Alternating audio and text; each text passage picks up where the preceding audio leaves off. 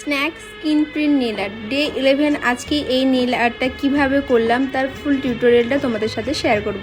চলো দেখে নাও কীভাবে করলাম। ফার্স্ট এখানে আমি একটা নেল টিপ নিয়েছি, যেটা বেস কালার নিয়েছি। এভাবে বেস কালারটা লাগানোর পর 30 সেকেন্ড ড্রাই করে নিয়েছিলাম।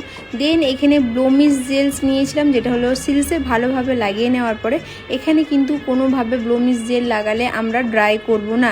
ড্রাই করলে পারে কিন্তু আর ব্লোমিস জেলের যে কাজটা সেটা কিন্তু হবে না। দেন আমি এখানে ডট অ্যান্ড টুলস নিয়েছিলাম, যেটা আমি কালার চুজ করার পরে ডটগুলো দিতে শুরু করেছিলাম। যত নিচের দিকে যাব ডটগুলো একটু ছোট হতে হতে আসবে, আর দু সাইডে যে ডটগুলো দিয়েছিলাম মাঝের থেকে একটু ছোট ছোট দিতে হয়েছে। এইভাবে পুরো ডটটা দিতে হবে।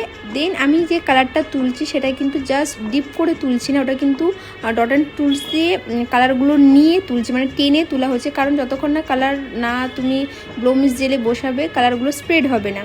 দেন এখানে 30 সেকেন্ড আমরা ড্রাই করার পরে টপ কোট দিচ্ছি। টপ কোট দেওয়ার পর 30 সেকেন্ড আবার ড্রাই করেছিলাম। আর ফাইনাল হলো আমাদের নেল আর্টটা কমপ্লিট হয়েছে, যেটা হলো snack skin print nail art. সবাই জানিও আজকে নেল